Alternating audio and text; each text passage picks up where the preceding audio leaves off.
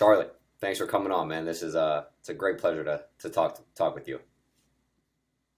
Jesse, thanks for having me this afternoon. All right, so as you guys heard, Charlie is the greatest general manager in USL League Two, and I guess a former boss of mine when I was with the Des Moines Menace. But off to a strong start in the season, Charlie. The first question, by the way, you have a Wikipedia page, dude. You're big time, man. You made it. Well, there's a Wikipedia page, and I personally didn't make it either, Yeah, despite what some people will say. So yeah. People, that does mean I made it. hey, doesn't mean you. That's pretty cool. But yeah, man. So first, before we start getting into your path to being a GM, what happened? What were the steps there? What would you do after college? Where'd you play in college as well? And kind of just walk us through that. Yeah, absolutely. So I am a born and raised Iowa soccer player. We'll go back way to the roots. So it kind of leads into some of the stuff that I like to talk about as far as being the co-GM of the Menace now. But born and raised Iowa soccer player. The Iowa youth soccer scene back in the day was not the strongest, but came through there. Was fortunate enough to get some collegiate looks, and was on a very good club team. Where we combined a few of the different clubs, and our parents just made our own club essentially so that we could get more looks. Maybe 10 or 11 of us ended up playing Division I soccer. Wow. So I went to Western Illinois University. It's a mid-major in the Summit League, and got a very, very solid scholarship offer there. So took my talents to good old Macomb, Illinois. It is your typical like small college town. About 2.5 hours from where I'm from. So it was good to, in the sense that my parents could come watch or friends could come visit, but at the same time, it was a completely new place, with new people. And had a successful college career there. Yeah. I fancied myself as a winger, growing up, and quickly found out that at the Division I level, I was going to be an outside back. Yeah. But I just continued to play like a winger, and it worked out. So, right.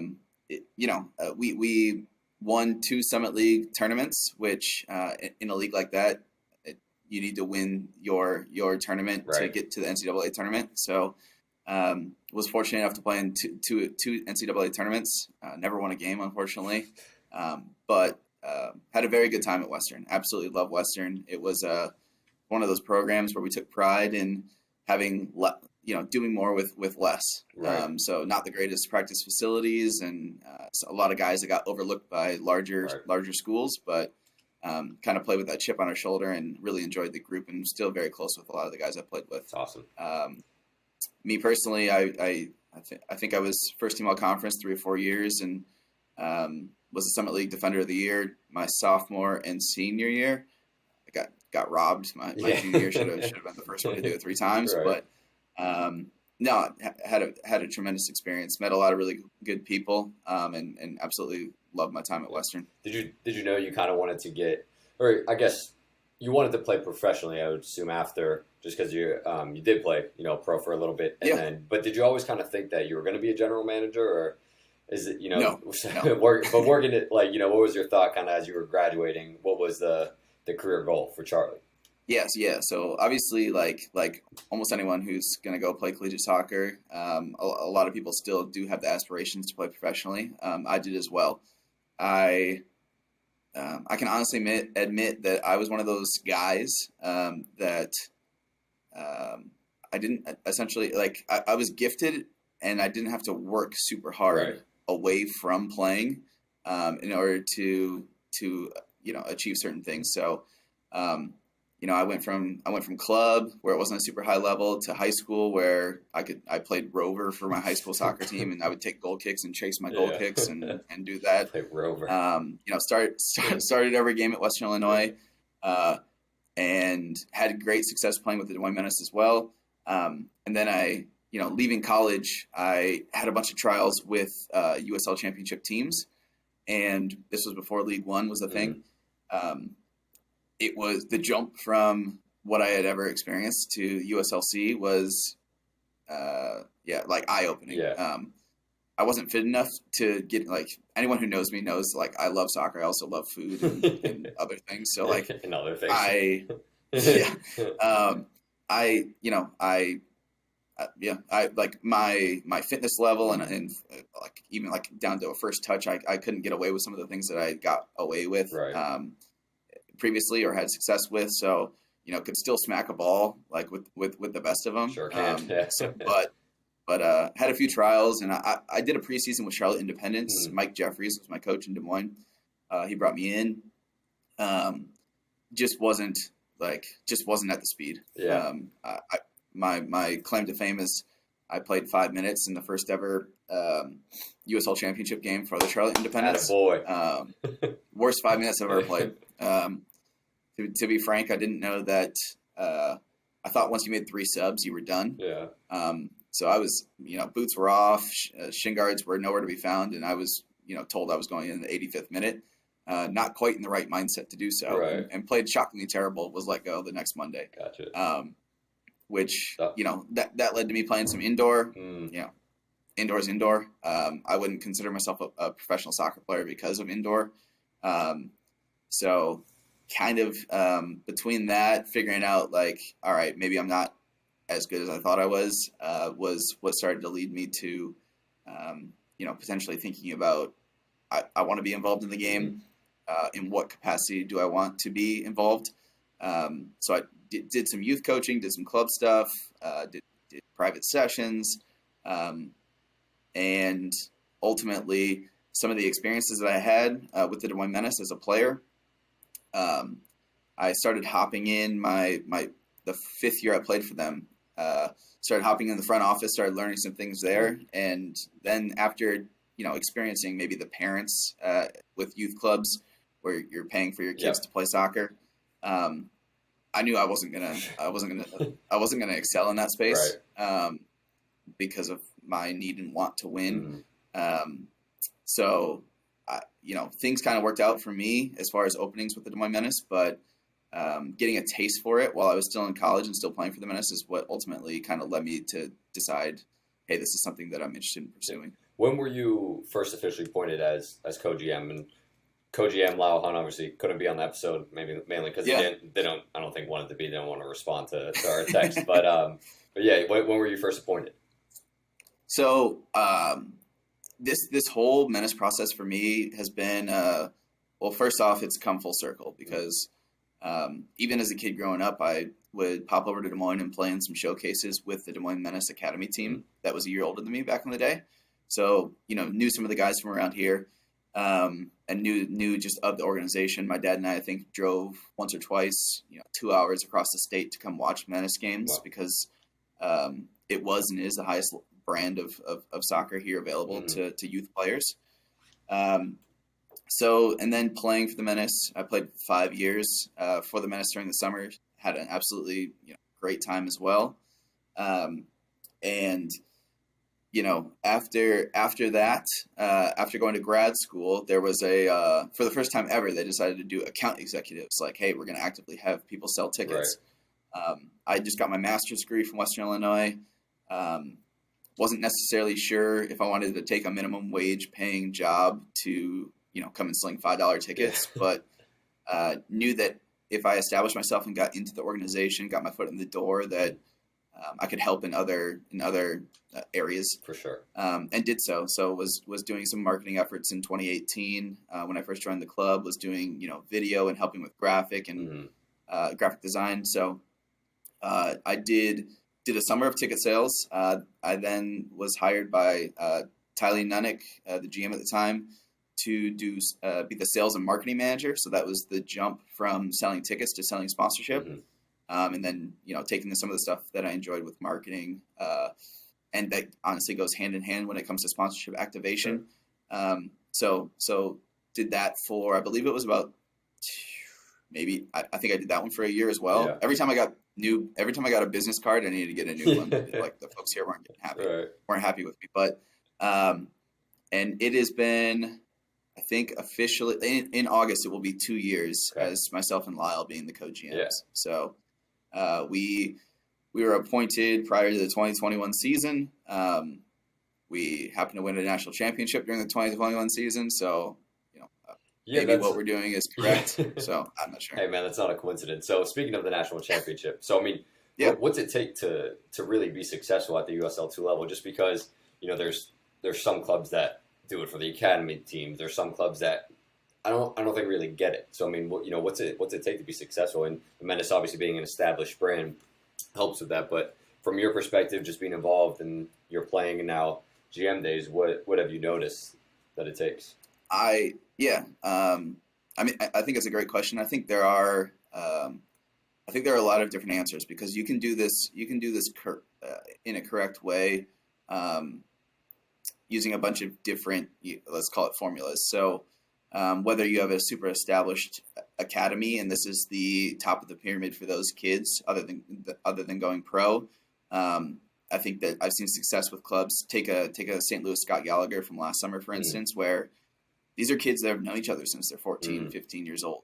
They go off to their respective colleges, and it's an opportunity to come back and play together again. And that makes for a very dangerous group Right. because, whereas a Des Moines Menace is coming together and you have 7 days, 10 days to learn player tendencies before your first match, that can be something successful. And there's a bunch of other ways as well. I think that what I'd like to hone in on is that at the end of the day, I do think that, and we take great pride in taking care of the players and the coaches and staff and front office and interns. So I think that, providing them with things, whether it's, housing, if you can get them some grocery carts to help them out during a summer, if you can provide opportunities for them to make money via camps and other things. At the end of the day, the players, I'm a firm believer in the players giving back to you what you're affording them. And me coming from, the whole angle of, listen, I've been in these locker rooms before. I know what guys show up to the summer with. I know, the odds of them having a TV in an apartment or what a struggle it was to get internet for a summer in a day and age where half these kids are doing summer classes. So I think there's just the whole coming full circle for me has led me to believe that putting the players and coaches first and making sure that they're taken care of will ultimately lead to success on the field. Yeah, love that. And I can definitely vouch for everything you just said. I mean, it was, granted, my health wasn't the greatest, but the experience itself in that summer was, it was unreal. It really did feel like a professional club. So you guys killed it out there. But that being said now. And you had your own bedroom hey, too, that was the first time we upgraded the coaches from a 2-bedroom to a 3-bedroom because I had noticed that like these grown adults didn't always like sharing a room. Yeah. That and then the kids came, not my kids, but obviously when we had the kids there, it was a fun time. But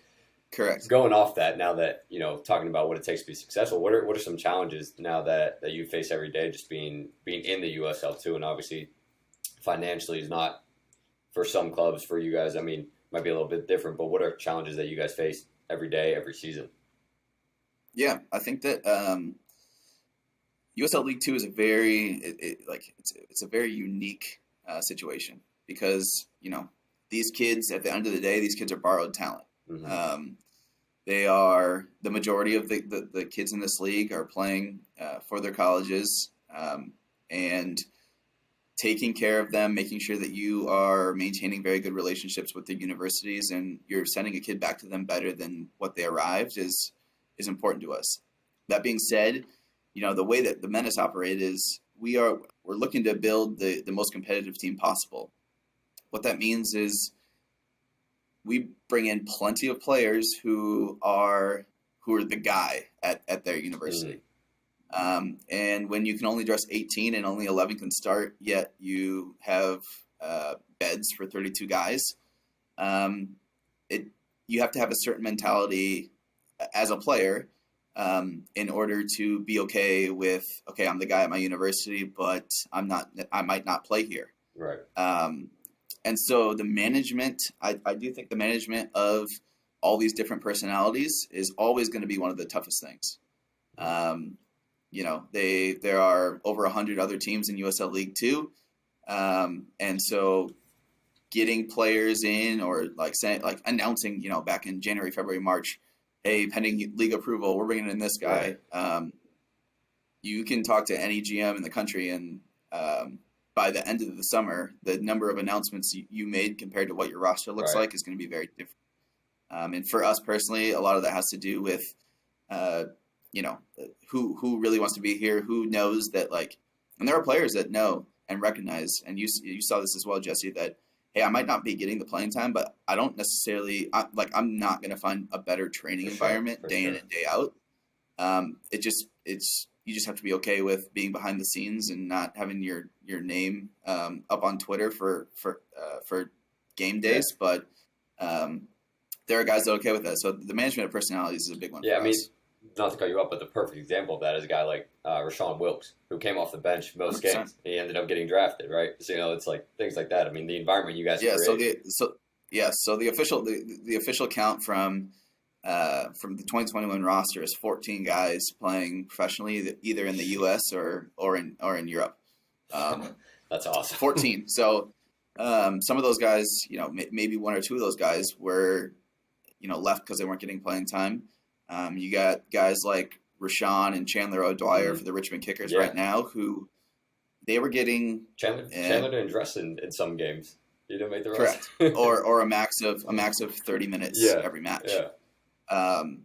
So the recognition of list like this, I'm surrounded by top players. These guys like we're all here for a common goal, and that's like we are bringing in players that want to become professionals, and we see them as having an opportunity to do so. So just getting them to buy into like this is your team, this is your group. We're going to fight for one another, and be loyal to the crest and the brand is sometimes difficult. Yeah, I mean it's almost. I mean, yeah, you definitely got to leave your ego at the door when you come into the environment. But I mean, when you do that and say, okay, I'm doing this for 2 years down the road when I go play pro. There's Correct. Like you said, 14 guys playing professionally from last year's roster. I mean, that's nuts. Like you guys have built that brand, that expectation that you're bringing in guys who want to be in a pro environment, and they're right there. So that's awesome. 14. I didn't realize it was that many. I knew we had 3 drafted, but wow. Yeah, it's a large number, and kudos to you and the rest of the staff for putting them in a place where they can be seen and succeed. But it was, winning a national championship doesn't hurt to shed light on some of the talent. Exactly. So, win the Natty. Now you're coming and you're facing a little difficult situation in the offseason, looking for a new coach. What were you looking for in a new coach, and how'd you go about the hiring process? And I think too, it's tough to find coaches for the USL 2 level, especially maybe not even coach in the area. So what are some of the main things that you were looking for throughout this process? Yeah, listen, we had, I want to say in the end, it was over 250 applicants for this position. And obviously worldwide. So, I think for us, one of the most important pieces, obviously, for obvious reasons, was in some way, shape, or form, a tie to collegiate soccer here in the U.S.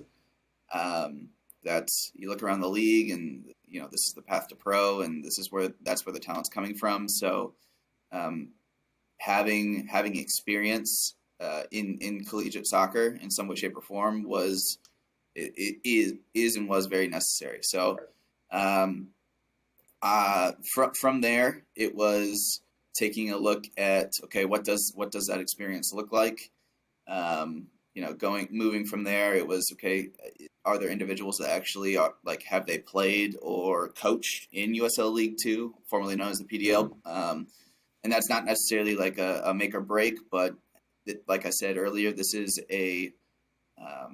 it's an interesting league, and you wanted to know you need to know that this is different. You need to know that, I coach college soccer. I sign someone, they're going to stay with me, and that's not how this works. Right. So it's League 2 can become the wild, wild west sometimes. So, taking a look at some of those experiences was important. We felt as if, getting people or finding a staff that is the younger, hungry individuals and looking to continue and further their career versus someone that was at the end of their career was something that we were intrigued by and interested in. And then once we started narrowing things down, we started diving into the individuals who had applied and finding out exactly what their networks entailed.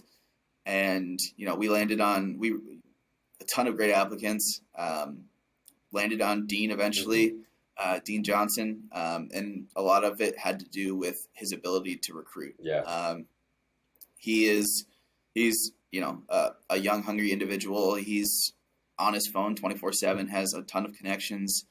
We can take a look at a player and he'll know a friend of a friend who knows this guy and get a hold of, like, he's in a time where, we had to hire a coach and then a season was starting. I think we announced Dean only a few weeks before Open Cup, right, or maybe a month. Like, I can't remember exactly the timeline, but we needed someone that could, like, work hard, work fast, and have an established network in place. Mm-hmm. So that's a lot of the things that kind of led to finding and hiring of Dean. What are some other things that he does well, maybe on the field and with the guys that you've seen so far? Because, as you know, and I mean, it's always great to have a interactive GM who's there, who supports, and who really is there with the players and the coaches. So what else does Dean do well? Yeah, I think that Dean, I want to say he's 31. So he can get on with the guys. Yeah.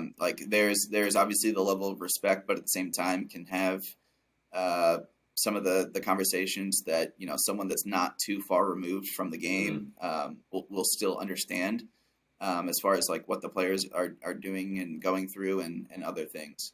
I think that as well as Dean. So Dean has two assistants, in Adam Kay and Ross Fitzpatrick, who are fantastic with the boys, and then hired a goalkeeper coach in Omar Badran, who's very, very, very skilled as well. So the four of them, I think, all bring different things to the table. Dean is a little more laid back and watching, whereas, like, his first assistant Adam is your typical guy from the UK, cracking jokes and yelling at guys and running the sessions and doing things. So it's like they play off one another very well. Right. Almost like a me and Lyle situation at the end of the day. Yeah. No. But I do think that Dean, on top of just not only just having the network, once he gets the guys here, can make them feel and know that they are a part of a family that's just, like, going after the same thing. Yeah.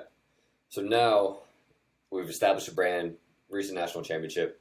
The process and the hope is to get Des Moines and to get Iowa a pro USL Championship or League One team. Yep. What's going on with that process, and how is that? And what's the thought of you even being a general manager of a truly professional club? Yeah, it's super exciting, right? So it gets confusing at times because individuals here in Des Moines kind of see it as or are mistaken in thinking that, we're building a downtown stadium and bringing a USL Championship franchise. What's going to happen to the Menace? Like, you're running the Menace out of town, but Kyle Kraus is the man behind both. Yeah. Whatever. Like, we're going to do whatever makes sense. Makes the most sense with the Menace. So, you could have a situation where the Menace continue to exist in the space in USL League 2, and maybe it looks a little different as far as the promotional aspect or the selling of tickets, and we take on a different model. You and I talked earlier about the different models and what different clubs do. Yeah. So there are clubs that like to play at noon on Sundays. Right. Like, so we could go from, like, just having going from the full on, like, tickets and sponsorship and other things to this is just for us to scout players. We could continue to do it full board in a new stadium. Like, I'm not really sure what that's going to look like. I do know that on top of Menace responsibilities, I'm actively, myself, Lyle, Sydney here in the front office, are actively working the Pro Iowa. Pro Iowa is the movement, not the team name, but we are actively working that movement as well. And we have signed a USL Championship franchise agreement, so it's a done deal. Yeah. I mean, so we are, and you've been in this building before where we're working, but you can look out the glass windows of this place and see the site where the stadium will be built. It's going to be absolutely fantastic. And the way that we're going about it is to be, top 3, if not the best USL Championship franchises in the country. Heard it here first. Based on fan engagement, based on the players that we put on the field, based on the stadium and amenities. Like, we will. You can be sure that we'll do it right. Yeah. So it's exciting for me, and I mentioned that as a kid growing up in Cedar Rapids, Iowa, would drive 2 hours across the state to watch the Menace, and now can be a part of making a professional soccer stadium and team available to youth players here in the state. It's one of the reasons that I'll be here for a while. That's a motive, or hope to be here for a while. That's the motivating factor. What drives you every day is just 100%. Really coming full circle for you. Just like you mentioned, just playing here growing up, and now you're actually getting a legitimate professional team. I mean that's awesome. That was awesome. Yes. So last question I want to wrap up with is, you'll be there for a while. So in 20, 30 years when Pro Iowa, whatever the team name is wrapping up their, back-to-back championships, what do you want your legacy to have been in the Iowa soccer community? Yeah, it's a great question. So I think and I just touched on this, but what drives me is the growth of the game here in the state of Iowa. And there's many reasons for that.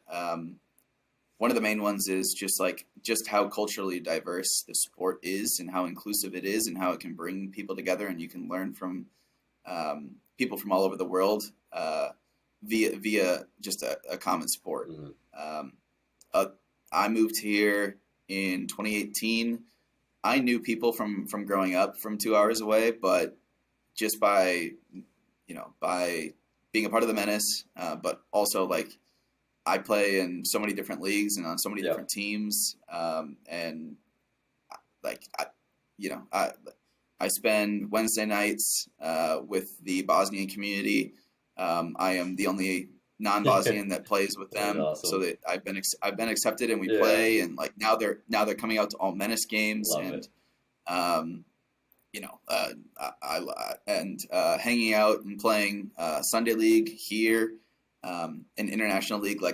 I have never grown sick of this game, and I don't really see a day where I will. Whether it's I'll keep playing until I can't move. Yeah. Some would argue that I already can't move, but you can still strike the ball. I can still strike a ball, and I can still coach on field. Yeah. So, at the end of the day, I want my legacy to be growing the game. In some way, shape, or form, I want to.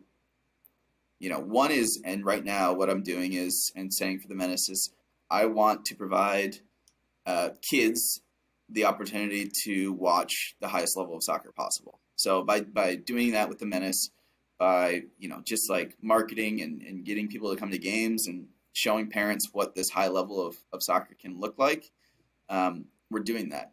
I think that by having a professional team, a professional stadium, I would like to get to the point where my legacy is that, we essentially were able to create a pyramid or pipeline to actually produce players. Mm-hmm. I don't think that's in the near future, to be honest with you, Jesse. It's going to take some time. But, you and I both as fans and followers of the game are realizing that the talent here in the United States that's being essentially just picked off, is crazy. Mm-hmm. And once the U.S. figures out the transfer market and how much money there is in that, and how you can be a self-sustaining club just based on producing your own players, we're excited for it. Yeah. We're all about it. And I would love to, be able to look back in 40 years and know that I impacted just the youth soccer scene in the sense that we are, able to produce not just a kid going off to college or doing this or doing that, but a kid that is able to sign a professional contract. Love it. That's awesome. Well spoken. So, guys, Charlie, thank you for coming. Everyone go check out the Menace, watch some games. It is a very, very high level of soccer, and you won't be disappointed. So, again, Charlie, thank you. Jesse, thank you for having me. Thanks for the plug. I'll talk to you soon.